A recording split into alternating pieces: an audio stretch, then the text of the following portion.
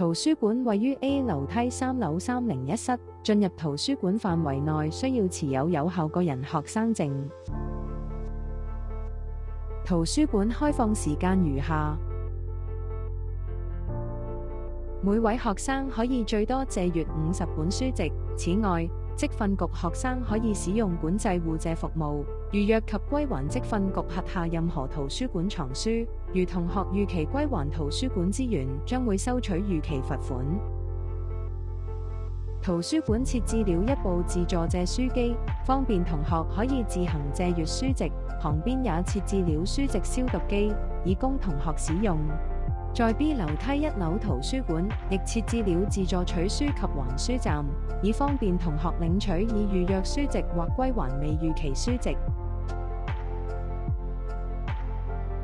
館內亦設有4間研習室，其中研習室 A 和 B 設有電子白板，為方便同學需要，圖書館亦提供各類器材，如有需要，可以於流通處借用。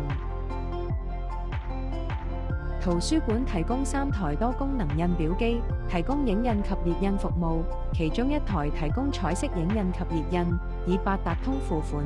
圖書館亦提供列印限額服務，同學必須攜帶 A4 紙張。圖書館影印機現已提供輕觸式八達通付款功能，以方便同學支付列印及影印服務費用。同學可以瀏覽 VTC Library 網頁進行書目搜索，亦可查閱往年試卷及預約研習室。如有更多查詢，可以於以下方法聯絡圖書館，而更多圖書館資訊會於圖書館 Instagram 及 Facebook 公佈。